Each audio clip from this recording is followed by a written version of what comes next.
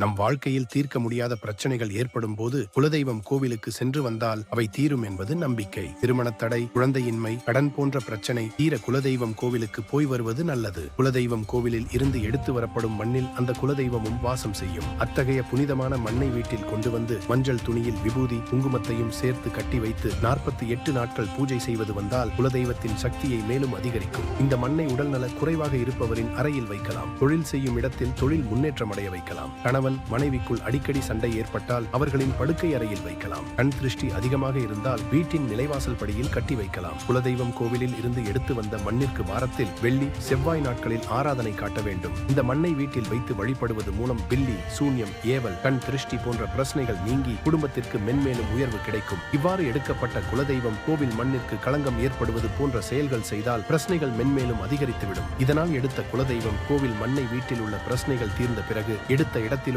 அல்லது ஏதேனும் நீர்நிலைகளிலோ கலந்து விடுவது நல்லது.